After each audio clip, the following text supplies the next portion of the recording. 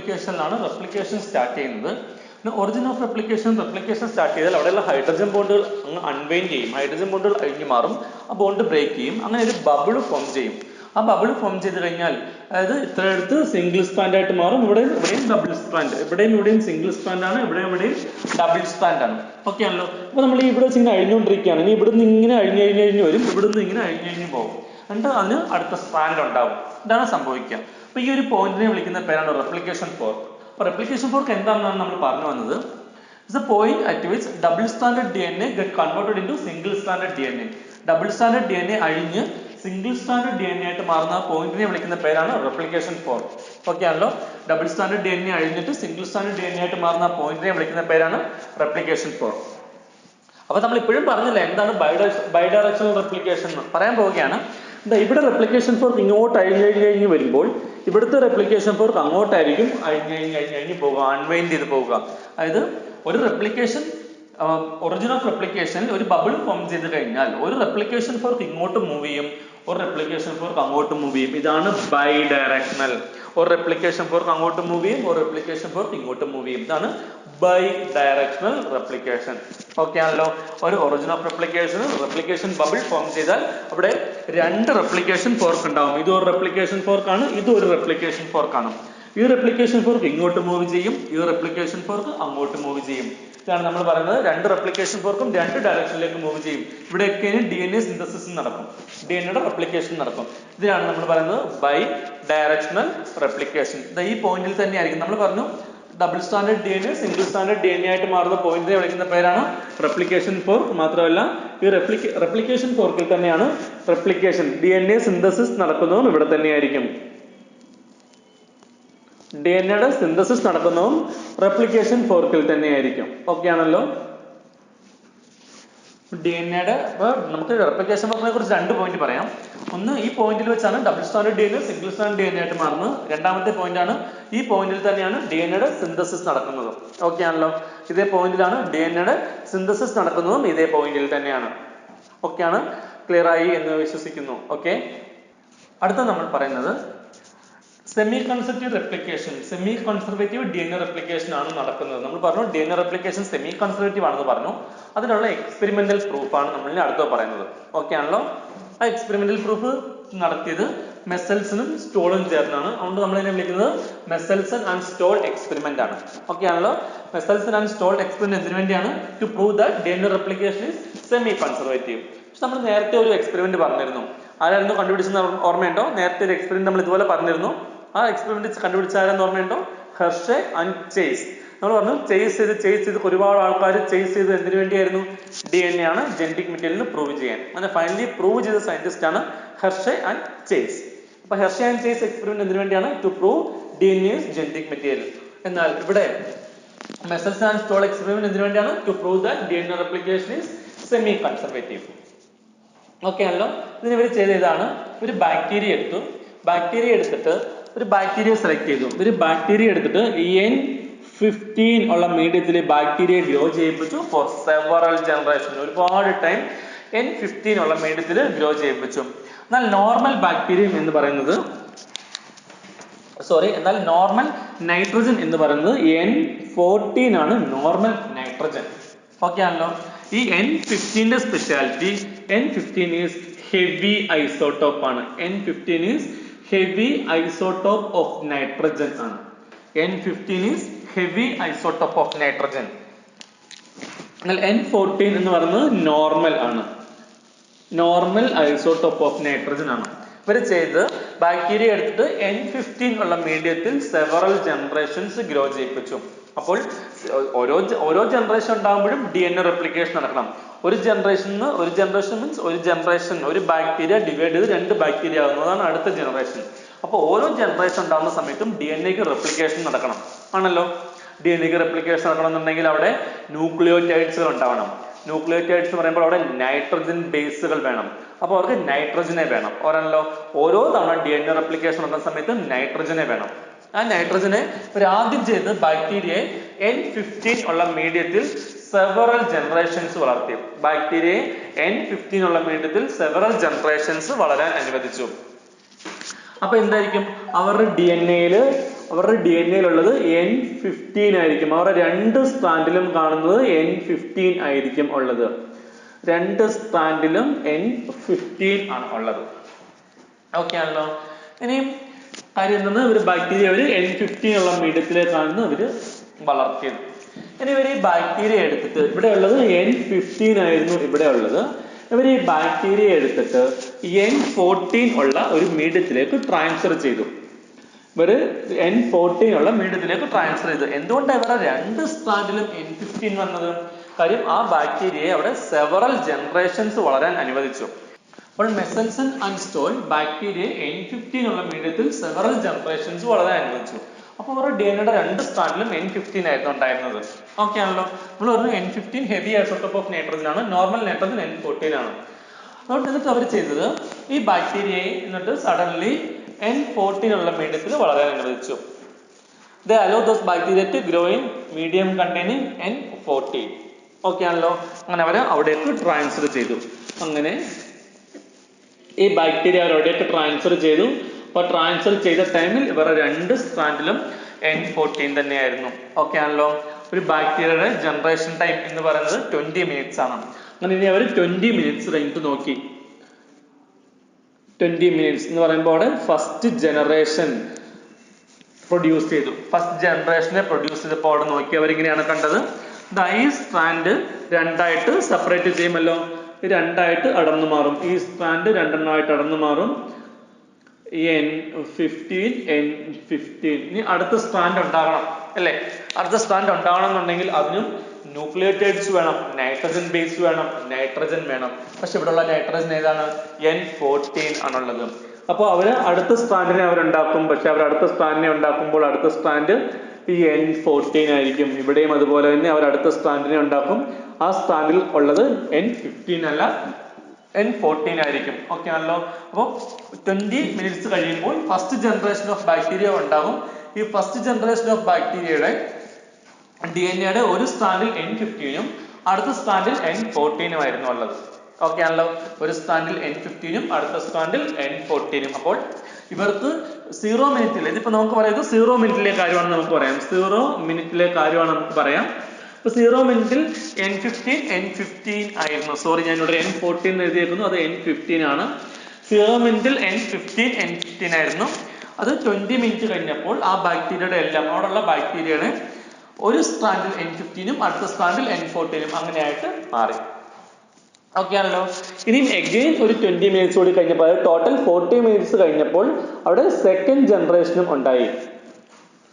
ആ second ജനറേഷന്റെ DNA എങ്ങനെയാണെന്ന് പറയുകയാണ്. അതായത് സെപ്പറേറ്റ് ചെയ്തു. ഈ N15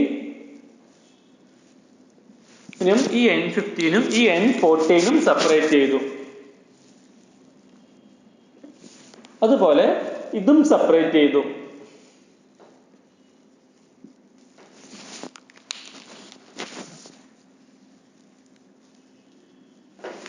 ഇത് സെപ്പറേറ്റ് ചെയ്തു. ഓക്കെ ആണല്ലോ. ഇതിനൊക്കെ അടുത്ത സ്ട്രാൻഡ് ഉണ്ടാവണം. അടുത്ത സ്ട്രാൻഡ് ഉണ്ടാവണം എന്നുണ്ടെങ്കിൽ നൈട്രജൻ വേണം. ഇവിടെ അവൈലബിൾ ആയിട്ടുള്ള നൈട്രജൻ N14 ആണ്. അപ്പൊ ഇവിടെയും പുതിയ സ്ട്രാൻഡ് ഉണ്ടാവും. ആ പുതിയ സ്ട്രാൻഡ് N14 ആണ്. ഇവിടെയും പുതിയ സ്ട്രാൻഡ് ഉണ്ടാവും. ആ പുതിയ സ്ട്രാൻഡും N14 ആണ്. ഇവിടെയും പുതിയ സ്ട്രാൻഡ് ഉണ്ടാവും. ആ പുതിയ സ്ട്രാൻഡ് N14 ആണ്. ഇവിടെയും പുതിയ സ്ട്രാൻഡ് ഉണ്ടാവും. പുതിയ സ്ട്രാൻഡ് N14 ആണ്. ഓക്കെ ആണല്ലോ. അതായത് ഇതാ ഇവിടെ ആ ഒരു സ്ട്രാൻഡ് N15 എന്നുള്ള സ്ട്രാൻഡ് നശിച്ചു പോകുന്നേയില്ല. ആ ബാക്ടീരിയയിൽ N15 എന്നുള്ള സ്ട്രാൻഡ് അപ്പോഴും ഇവിടെ ഉണ്ടാകും. ഓക്കെ ആണല്ലോ. അപ്പോഴും ഈ ബാക്ടീരിയയിൽ N15 എന്നുള്ള സ്ട്രാൻഡ് അപ്പോഴും നശിച്ചു പോകുന്നില്ല. കാര്യം എന്തുകൊണ്ടാ? DNA റെപ്ലിക്കേഷൻ സെമി കൺസർവേറ്റീവ് ആണ്. അപ്പൊ 0 ജനറേഷനിലെ ബാക്ടീരിയയുടെ DNA N15 എന്നായിരുന്നു. ഫസ്റ്റ് ജനറേഷൻ കഴിഞ്ഞപ്പോൾ 20 മിനിറ്റ് കഴിഞ്ഞപ്പോഴുള്ള ബാക്ടീരിയയുടെ എല്ലാ ബാക്ടീരിയയും DNA N15 N14 എന്നായിരുന്നു.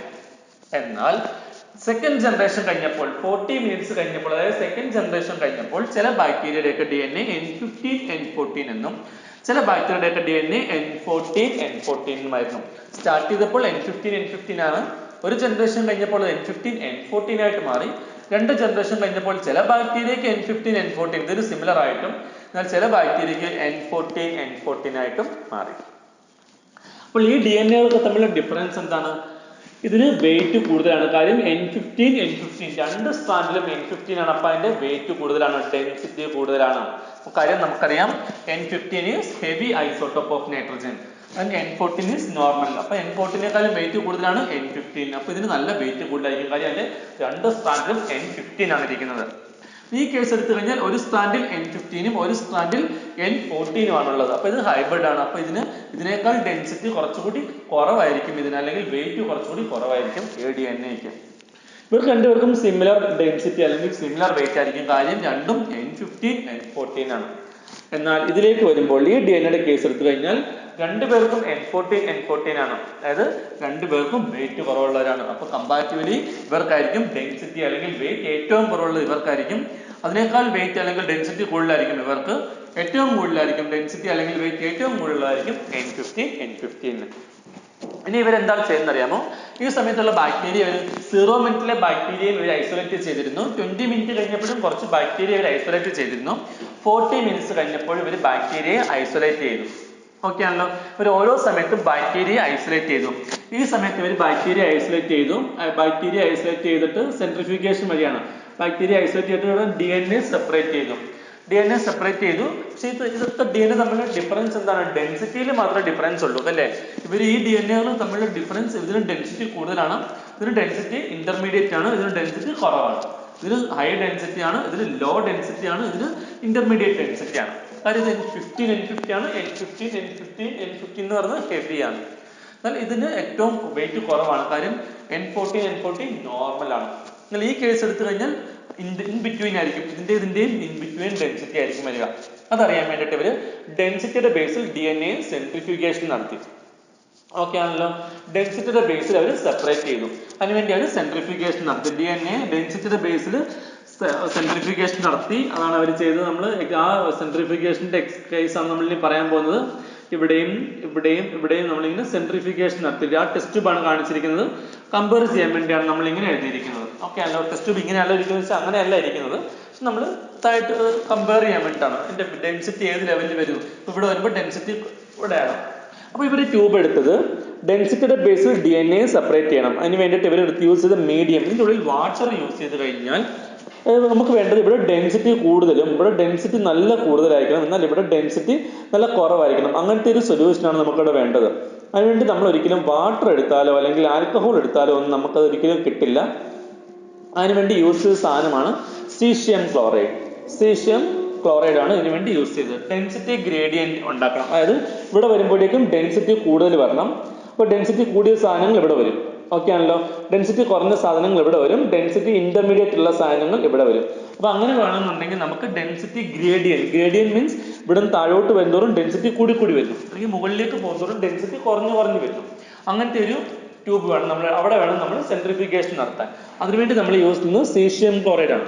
അങ്ങനെ സീഷ്യം ക്ലോറൈഡ് യൂസ് ചെയ്ത് നടത്തുന്ന ഈ സെൻട്രിഫ്യൂഗേഷൻ നമ്മൾ വിളിക്കുന്ന പേരാണ് caesium chloride density gradient. Caesium chloride density gradient centrifugation. Okay ആണല്ലോ. നമ്മളിവിടെ ചെയ്യുന്നത് caesium chloride density gradient centrifugation നമ്മളിവിടെ ചെയ്യും. അപ്പോൾ അങ്ങനെ കാര്യം എന്താ? സീഷ്യം ക്ലോറൈഡ് യൂസ് ചെയ്യുന്നത്, സീഷ്യം ക്ലോറൈഡ് ഡെൻസിറ്റി ഗ്രേഡിയന്റ് ഉണ്ടാവും. സീഷ്യം ക്ലോറൈഡിന്റെ ഇവിടെ ഡെൻസിറ്റി കൂടുതലായിരിക്കും, എന്നാൽ മുകളിലേക്ക് വരുന്നതോറും ഡെൻസിറ്റി കുറഞ്ഞു വരും. അതുകൊണ്ടാണ് നമ്മളിതിനെ സീഷ്യം ക്ലോറൈഡ് തന്നെ യൂസ് ചെയ്യുന്നത്. അങ്ങനെ ഡെൻസിറ്റി ഗ്രേഡിയന്റ് ഉണ്ടാക്കാൻ വേണ്ടി സീഷ്യം ക്ലോറൈഡ് യൂസ് ചെയ്യുന്നു. ഡെൻസിറ്റി ഗ്രേഡിയന്റ് ആയിട്ടുള്ള ഈ ട്യൂബിൽ നമ്മൾ സെൻട്രിഫ്യൂഗേഷൻ നടത്തുന്നു. ഓക്കെ ആണല്ലോ. അപ്പൊ ഇവിടെയാണ് ഡെൻസിറ്റി ഏറ്റവും കൂടുതലുള്ളത്. അപ്പൊ ഇവിടെ കിട്ടിയത് ഇവർക്ക് DNA ഒരു ബാൻഡ് കിട്ടി.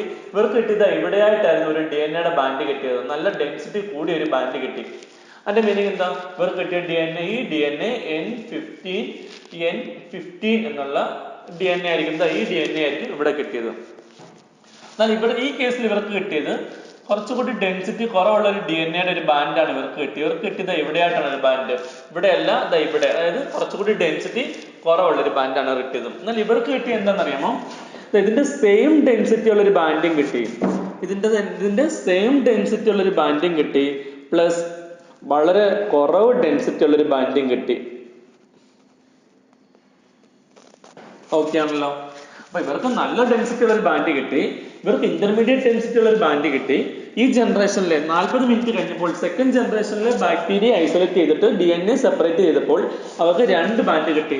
നല്ല ഡെൻസിറ്റി നല്ല കുറവുള്ള ഒരു ബാൻഡിങ് കിട്ടി, ഇന്റർമീഡിയറ്റ് ഡെൻസിറ്റി ഉള്ള ബാൻഡിങ് കിട്ടി. അപ്പൊ ഇത് ഏതായിരിക്കും? ഈ ഡെൻസിറ്റി ഏറ്റവും കുറവുള്ള ബാൻഡ് ഏതായിരിക്കും? ഈ ബാൻഡ് ആയിരിക്കും അല്ലേ? N14 എന്നുള്ളതായിരിക്കും ഈ DNA. ഓക്കെ ആണല്ലോ. എന്നാൽ ഈ DNA-യും ഏതായിരിക്കും? ഈ കോമൺ ആയിട്ട് വരുന്നതാണ്. ഇവിടെ രണ്ടും വരുന്നുണ്ട്, അതുകൊണ്ടാണ് 2 എണ്ണം വന്നത്. N14 ഉണ്ട്, N15 ഉണ്ട്. ഈ DNA ആണ് ഇവിടെ വന്നിരിക്കുന്നത്. ഓക്കെ ആണല്ലോ. ഈ DNA ആണ് ഇവിടെയും വന്നിരിക്കുന്നത്. രണ്ടും ഏതാണ്? N15 N14 ആണ് ഈ 2 DNA. ഓക്കെ ആണല്ലോ. ഇങ്ങനെയാണ് അവർക്ക് ഡെൻസിറ്റി ഗ്രേഡിയന്റ് സെൻട്രിഫിക്കേഷൻ നടത്തിയപ്പോൾ അവർക്ക് ഇങ്ങനെയാണ് DNA കിട്ടിയത്. ഇങ്ങനെയാണ് DNA കിട്ടിയെങ്കിൽ ഉറപ്പാണ് ഈ ഒരു രീതിയിലാണ് അവരുടെ DNA റെപ്ലിക്കേഷൻ നടന്നിരിക്കുന്നത്. ഇവർക്ക് സെൻട്രിഫിക്കേഷൻ നടത്തിയപ്പോൾ അവർക്ക് കിട്ടിയ റിസൾട്ട് ഇങ്ങനെയാണ്. 0 മിനിറ്റ് കഴിഞ്ഞപ്പോൾ ഡെൻസിറ്റി കൂടിയ DNA കിട്ടിയത്. ഡെൻസിറ്റി കൂടിയ DNA അപ്പോൾ ഏതായിരിക്കും? N15 ആയിരിക്കും. എന്നാൽ ഫസ്റ്റ് ജനറേഷൻ കഴിഞ്ഞപ്പോൾ ഡെൻസിറ്റി ഇന്റർമീഡിയറ്റ് ഉള്ള ഒരു ബാൻഡാണ് അവർക്ക് കിട്ടിയത്. അങ്ങനത്തെ DNA ആണ്. ആ DNA ഏതായിരിക്കും? ഈ N14 N15 എന്നുള്ള ഇന്റർമീഡിയറ്റ് ഡെൻസിറ്റി ഉള്ള DNA ആയിരിക്കും. ഓക്കെ ആണല്ലോ. ഇനി അടുത്ത ഈ ജനറേഷനിലെ ബാക്ടീരിയ DNA ഐസൊലേറ്റ് ചെയ്തപ്പോൾ അവർക്ക് സെൻട്രിഫിക്കേഷൻ നടത്തിയപ്പോൾ അവർക്ക് 2 ബാൻഡാണ് കിട്ടിയത്. ഡെൻസിറ്റി കുറഞ്ഞ ഒരു ബാൻഡിങ് കിട്ടി, ഇന്റർമീഡിയറ്റ് ഡെൻസിറ്റി ഉള്ള ഒരു ബാൻഡിങ് കിട്ടി. ആ ഡെൻസിറ്റി കുറഞ്ഞ ബാൻഡ് ഏതായിരിക്കും? N14 എന്ന് വരുന്ന DNA ആണ് ഡെൻസിറ്റി കുറവുള്ള ബാൻഡ്. എന്നാൽ ഇന്റർമീഡിയറ്റ് ഡെൻസിറ്റി ഉള്ളത് N14 N15 എന്ന് പറയുന്ന ഈ ഒരു ബാൻഡാണ്. ഈ DNA ആണ് അവർക്ക് ഈ ബാൻഡായിട്ട് വന്നിരിക്കുന്നത്. അപ്പൊ ഇങ്ങനെയാണ് അവർക്ക് സെൻട്രിഫിക്കേഷന്റെ റിസൾട്ട് കിട്ടിയെന്നെങ്കിൽ ഉറപ്പായിട്ടും DNAയുടെ റെപ്ലിക്കേഷൻ ഇങ്ങനെയാണ് പോയിരിക്കുന്നത് അല്ലേ? DNA എങ്ങനെയാണ് റെപ്ലിക്കേറ്റ് ചെയ്യുന്നതെങ്കിൽ, അതായത് ഇങ്ങനെ മാറി ഇങ്ങനെയാണ് പോകുന്നുണ്ടെങ്കിൽ 2 സ്ട്രാൻഡും സെപ്പറേറ്റ് ചെയ്യുന്നു, പുതിയ സ്ട്രാൻഡ് ഉണ്ടാകുന്നു. എഗെയിൻ 2 സ്ട്രാൻഡും സെപ്പറേറ്റ് ചെയ്യുന്നു, പുതിയ സ്ട്രാൻഡ് ഉണ്ടാകുന്നു. ഇങ്ങനെയാണെങ്കിൽ ഉറപ്പാണ് DNA replication is semi conservative. Okay ആണല്ലോ. അവരുടെ റിസൾട്ട് ഇങ്ങനെയാണ് കിട്ടുന്നതെങ്കിൽ ഉറപ്പാണ് DNA റെപ്ലിക്കേഷൻ ഇങ്ങനെയാണ് നടന്നിട്ടുള്ളത്. DNA റെപ്ലിക്കേഷൻ ഇങ്ങനെയാണ് നടന്നിട്ടുള്ളതെങ്കിൽ ഉറപ്പാണ് DNA replication is semi conservative. അങ്ങനെ DNA റെപ്ലിക്കേഷൻ സെമി കൺസർവേറ്റീവ് ആണെന്ന് പ്രൂവ് ചെയ്ത സയന്റിസ്റ്റ് ആണ് മെസൽസൺ ആൻഡ് സ്റ്റോൾ. അങ്ങനെ മെസൽസൺ ആൻഡ് സ്റ്റോൾ എക്സ്പെരിമെന്റ് എന്തിനു വേണ്ടിയുള്ളതായിരുന്നു? To prove DNA replication is semi conservative. Okay ആണല്ലോ. അപ്പൊ അതിന് വേണ്ടിയിട്ട് ഇവിടെയൊക്കെ DNA തമ്മിലുള്ള ഡിഫറൻസ് എന്താണ്? അവരുടെ വെയിറ്റിന്റെ അല്ലെങ്കിൽ ഡെൻസിറ്റിയുടെ ഡിഫറൻസ് മാത്രമേ ഉള്ളൂ. അപ്പൊ ഇവിടെ നമുക്ക് സെപ്പറേറ്റ് ചെയ്യേണ്ടത് ഡെൻസിറ്റിയുടെ ബേസിലാണ് DNA സെപ്പറേറ്റ് ചെയ്യേണ്ടത്. അവർ സെൻട്രിഫിക്കേഷൻ നടത്തിയത്. അപ്പൊ അങ്ങനെ ഡെൻസിറ്റിയുടെ ഗ്രേഡിയന്റ് ഉണ്ടാക്കാൻ വേണ്ടി അവർ യൂസ് ചെയ്തത് സീഷ്യം ക്ലോറൈഡ് ആണ്. സീഷ്യം ക്ലോറൈഡ് യൂസ് ചെയ്ത് ഡെൻസിറ്റി ഗ്രേഡിയന്റ് സെൻട്രിഫിക്കേഷൻ നടത്തുമ്പോൾ ഇവിടെ ഡെൻസിറ്റി കൂടുതലായിരിക്കും. സീഷ്യം ക്ലോറൈഡ് ഡെൻസിറ്റി കൂടുതലായിരിക്കും. മുകളിലേക്ക് വരുന്നതോറും ഡെൻസിറ്റി കുറഞ്ഞു വരും. അങ്ങനെ ഗ്രേഡിയന്റ് കുറഞ്ഞു വരുന്നതാണ് ഗ്രഡേഷൻ. ഗ്രഡേഷൻ വരുന്നതാണ് ഡെൻസിറ്റി ഗ്രേഡിയന്റ്. അങ്ങനെ ചെയ്യുന്ന സെൻട്രിഫിക്കേഷൻ വിളിക്കുന്ന പേരാണ് caesium chloride density gradient സെൻട്രിഫിക്കേഷൻ. Okay ആണല്ലോ. ഇങ്ങനെയാണ് അവര് ഇത് പ്രൂവ് ചെയ്തത്. ഓക്കെ ആണല്ലോ. ഇനിയിപ്പോ നമുക്ക് എക്സാമിന് ചിലപ്പോൾ ക്വസ്റ്റ്യൻ വരാം.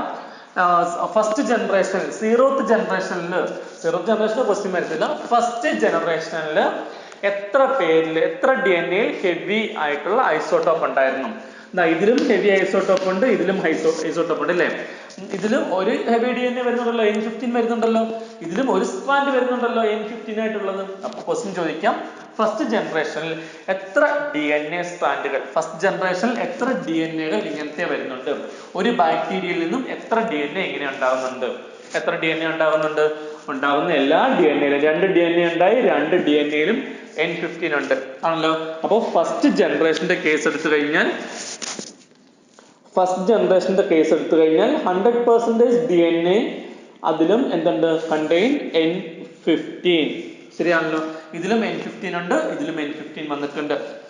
ഇനി സെക്കൻഡ് ജനറേഷൻ എടുക്കുകയാണെങ്കിൽ എത്രയായിരിക്കും വരുന്നറിയാമോ? ഇതിന്റെ നേരെ പകുതി നോക്ക്, 1 2 3 4, അതിൽ 2 പേർക്ക് N15 ഉണ്ട്, ഇതിലും N15 ഉണ്ട്, ഇതിലും N15 ഉണ്ട്. അപ്പോൾ 50% of DNA contain. Second generation വന്നപ്പോഴത്തേക്കും 15% ഓഫ് DNA കണ്ടെയ്ൻ N15. ഇത് എൻട്രൻസിന്റെ ക്വസ്റ്റ്യൻ ചോദിക്കുമ്പോഴാണ് വരുന്നത് കേട്ടോ.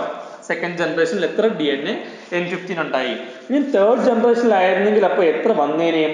തേർഡ് ജനറേഷൻ ആണെങ്കിൽ ഇതിന്റെ പകുതി വന്നേനെയും. 25% ഓഫ് DNA കണ്ടെയ്ൻ N15 എന്ന് വന്നേനെ. ഇത് എൻട്രൻസിന് വേണ്ടി വരുന്നതാണ്. ഫസ്റ്റ് ജനറേഷൻ കഴിഞ്ഞപ്പോൾ എത്ര വന്നേനെ, സെക്കൻഡ് ജനറേഷൻ കഴിയുമ്പോൾ എത്ര വന്നേനെ, തേർഡ് ജനറേഷൻ കഴിയുമ്പോൾ എത്ര DNA കണ്ടെയ്ൻ ഹെവി N15 എന്ന് ചോദിക്കാം. ഓക്കെ ആണല്ലോ. ഇനി ഇതേ ക്വസ്റ്റ്യൻ തന്നെ എൻട്രൻസിന് മറ്റൊരു രീതിയിൽ ചോദിക്കാം. എത്ര percentage of DNA contain radio active nitrogen? ഇതിപ്പോ ഹെവി അല്ലേ, ഹെവി മാറ്റി അവർ റേഡിയോ ആക്റ്റീവ് എന്ന് ചോദിക്കാം. അപ്പോഴും ഇത് തന്നെയാണ് ആൻസർ. ഓക്കെ ആണല്ലോ. എത്ര percentage of DNA contain radio activity അല്ലെങ്കിൽ റേഡിയോ ലേബിൾഡ് DNA എന്നും ചോദിക്കാം. അപ്പോഴും ഇത് തന്നെയാണ് ആൻസർ. ഓക്കെ ആണല്ലോ. ഫസ്റ്റ് ജനറേഷനിൽ 100% DNA കണ്ടെയ്ൻ, ഇവിടെ N15 പകരം റേഡിയോ ആക്ടിവിറ്റി. ഇവിടെ സെക്കൻഡ് ജനറേഷനിൽ 50%, ഇതിനും റേഡിയോ ആക്ടിവിറ്റി ഇതിനും റേഡിയോ ആക്ടിവിറ്റി എന്നുള്ള രീതിയിൽ നമുക്ക് എടുക്കേണ്ടി വരും. ഓക്കെ ആണല്ലോ. ഇതാണ് മെസൽസൺ ആൻഡ് സ്റ്റോൾ എക്സ്പെരിമെന്റ്. അങ്ങനെ മെസൽസൺ ആൻഡ് സ്റ്റോൾ പ്രൂവ് ചെയ്തു സെമി കൺസർവേറ്റീവ് ആണ് DNA റെപ്ലിക്കേഷൻ. എവിടെയാണ്? ബാക്ടീരിയയിലാണ് യൂസ് ചെയ്തത് അല്ലെ, ബാക്ടീരിയ യൂസ് ചെയ്താണ്. ബാക്ടീരിയ എന്ന് പറയുമ്പോൾ പ്രോക്യാരിയോട്ട് ആണ്. അങ്ങനെ ഇവര് പ്രൂവ് ചെയ്തു DNA റെപ്ലിക്കേഷൻ ബാക്ടീരിയ അത് സെമി കൺസർവേറ്റീവ് ആണെന്ന് പ്രൂവ് ചെയ്തു. അപ്പൊ യൂക്യാരിയോട്ടിന്റെ കേസ് അതുവരെ ആരും എക്സ്പ്ലെയിൻ ചെയ്തിരുന്നില്ല. ഇവർ എക്സ്പ്ലെയിൻ ചെയ്ത് പ്രോക്യാരിയോട്ടിന്റെ അതായത് ബാക്ടീരിയയുടെ കേസിലാണ് ഇവരിത് പ്രൂവ് ചെയ്യുന്നത്. അങ്ങനെ കുറെ കഴിഞ്ഞപ്പോൾ ഒരു സയന്റിസ്റ്റ് ആണ് ടൈലർ എന്ന് പറഞ്ഞ സയന്റിസ്റ്റ് പ്രൂവ് ചെയ്തു യൂക്യാരിയോട്ടിന്റെ കേസിലും DNA റെപ്ലിക്കേഷൻ സെമി കൺസർവേറ്റീവ് ആണ് എന്ന് പറഞ്ഞു. യൂക്യാരിയോട്ടിക് റെപ്ലിക്കേഷനും സെമി കൺസർവേറ്റീവ് ആണ്. Replication is also semi conservative എന്ന് പ്രൂവ് ചെയ്ത ആളാണ് ടൈലർ. ഓക്കെ ആണല്ലോ. അങ്ങനെ യൂക്യാരിയോട്ടിക് റെപ്ലിക്കേഷനും സെമി കൺസർവേറ്റീവ് ആണെന്ന് പ്രൂവ് ചെയ്ത സയന്റിസ്റ്റ് ആണ് ടൈലർ. ടൈലർ യൂസ് ചെയ്ത ഓർഗാനിസം വിസിയ ഫാബ എന്ന് പറയുന്ന ഒരു പ്ലാന്റ് ആണ്. വിസിയ സയന്റിഫിക് നെയിം ആണ്. അപ്പൊ നമുക്ക് അണ്ടർലൈൻ ചെയ്യണം. വിസിയ ഫാബ എന്ന് പറയുമ്പോൾ അതിന് ഫാബ ബീൻസ് എന്നാണ് നമ്മൾ ജനറലി അറിയപ്പെടുന്നത്. ഫാബ ബീൻസ് എന്ന് പറയുന്ന ഇതാണ്. അപ്പൊ ഇവിടെ ഇവർ യൂസ് ചെയ്ത് പ്രോക്യാരിയോട്ടിൽ മെസൽസൺ ആൻഡ് സ്റ്റോൾ യൂസ് ചെയ്ത് N15 N14 heavy isotope of nitrogen ആണ് യൂസ് ചെയ്തത്. എന്നാൽ ഇവര് യൂസ് ചെയ്ത് ഈ എക്സ്പെരിമെന്റിന് വേണ്ടി ടൈലർ യൂസ് ചെയ്തത് റേഡിയോ ആക്റ്റീവ് തൈമിഡിനെയാണ് യൂസ് ചെയ്തത്. റേഡിയോ ആക്റ്റീവ് ആയിട്ടുള്ള തൈമിഡിനെയാണ് ഈ എക്സ്പെരിമെന്റിന് വേണ്ടി ടൈലർ യൂസ് ചെയ്തു. ഓക്കെ ആണല്ലോ. അപ്പൊ മെസൽസൺ ആൻഡ് സ്റ്റോൾ പ്രൂവ് ചെയ്തു പ്രോക്യാരിയോട്ടിക് അല്ലെങ്കിൽ bacterial DNA replication semi conservative ആണെന്നാണ് മെസൽസൺ ആൻഡ് സ്റ്റോൾ പ്രൂവ് ചെയ്തത്. ഇതിനുവേണ്ടി അവർ യൂസ് ചെയ്ത ബാക്ടീരിയ ആയിരുന്നു അവരുടെ ഓർഗാനിസം. അവർ യൂസ് ചെയ്ത കെമിക്കൽ എന്ന് പറഞ്ഞാൽ ഹെവി ഐസോട്ടോപ്പ് ഓഫ് നൈട്രജനെ യൂസ് ചെയ്തിട്ടാണ് പ്രൂവ് ചെയ്തത്. എന്നാൽ യൂക്യാരിയോട്ടിലെ DNA റെപ്ലിക്കേഷനും സെമി കൺസർവേറ്റീവ് ആണെന്ന് പ്രൂവ് ചെയ്ത ആളാണ് ടൈലർ പ്രൂവ് ചെയ്തു യൂക്യാരിയോട്ടിക് DNA റെപ്ലിക്കേഷനും സെമി കൺസർവേറ്റീവ് ആണ്. അയാൾ അതിനുവേണ്ടി യൂസ് ചെയ്ത എക്സ്പെരിമെന്റൽ ഓർഗാനിസം ആണ് വിസിയ ഫാബ അല്ലെങ്കിൽ ഫാബ ബീൻസ് ആണ് അതിനുവേണ്ടി യൂസ് ചെയ്തത്. അപ്പൊ ഇത് പ്രൂവ് ചെയ്ത് റേഡിയോ ആക്റ്റീവ് ആയിട്ടുള്ള തൈമിഡിൻ യൂസ് ചെയ്തിട്ടാണ് ഇത് പ്രൂവ് ചെയ്തത്. എന്നാൽ ഈ ഒരു കേസിൽ പ്രൂവ് ചെയ്ത് ഹെവി ഐസോട്ടോപ്പ് ഓഫ് നൈട്രജനെ യൂസ് ചെയ്തിട്ടാണ് ഈ ഒരു കേസിൽ ഇത് പ്രൂവ് ചെയ്തത്. ഓക്കെ ആണല്ലോ. അങ്ങനെ പ്രോക്യാരിയോട്ടിലെയും യൂക്യാരിയോട്ടിലെയും രണ്ടിന്റെയും കേസിൽ DNA റെപ്ലിക്കേഷൻ സെമി കൺസർവേറ്റീവ് ആണെന്ന് പ്രൂവ് ചെയ്തു. ഓക്കെ ആണല്ലോ. അപ്പൊ സിംപ്ലി ചോദിക്കുകയാണ് നിങ്ങൾക്ക് എൻട്രൻസ് എക്സാമിനൊക്കെ ഇപ്പൊ നിങ്ങൾക്ക് സിംപ്ലി ചോദിക്കുകയാണ് DNA റെപ്ലിക്കേഷൻ സെമി കൺസർവേറ്റീവ് ആണെന്ന് പ്രൂവ് ചെയ്ത് ആരെന്ന് ചോദിച്ചു കഴിഞ്ഞാൽ ഫസ്റ്റ് ഇവരാണ് ചെയ്തത്. മെസൽസൺ ആൻഡ് സ്റ്റോളിനാണ് ഇമ്പോർട്ടൻസ് കൊടുക്കാൻ. ടൈലർ ഉണ്ടെങ്കിലും ശരി നമ്മൾ എടുക്കേണ്ടത് മെസൽസൺ ആൻഡ് സ്റ്റോളിനെയാണ്. കാര്യം ഇവരാണ് ഫസ്റ്റ് പ്രൂവ് ചെയ്യുന്നത്. അത് കഴിഞ്ഞിട്ടാണ് ടൈലർ പ്രൂവ് ചെയ്യുന്നത്. യൂക്യാരിയോട്ടിക് DNA റെപ്ലിക്കേഷനും ഇങ്ങനെയാണെന്ന് അതിനുശേഷമാണ് ടൈലർ പ്രൂവ് ചെയ്യുന്നത്. ഓക്കെ, അപ്പൊ ക്ലിയർ ആയി എന്ന് വിശ്വസിക്കുന്നു. ഓക്കെ ആണല്ലോ. ഇവിടെ നമുക്കപ്പോൾ ഈ ഒരു കേസിൽ ഡെൻസിറ്റി ഗ്രേഡിയന്റ് സെൻട്രിഫ്യൂഗേഷൻ ഒന്നും ആവശ്യം വന്നിട്ടില്ല. കാര്യം റേഡിയോ ആക്ടിവിറ്റി ആണുള്ളത്. റേഡിയോ ആക്ടിവിറ്റി ഉള്ളതുകൊണ്ട് നമുക്ക് ഈസി ആയിട്ട് ഡിറ്റക്ട് ചെയ്യാൻ കഴിയും റേഡിയോ ആക്ടിവിറ്റി. ഓക്കെ ആണല്ലോ. ഇതാണ് നമ്മൾ ഇതിനെ കുറിച്ച് DNA റെപ്ലിക്കേഷൻ സെമി കൺസർവേറ്റീവ് എന്നുള്ള പോയിന്റിനെ കുറിച്ച് നമ്മൾ പറഞ്ഞത്.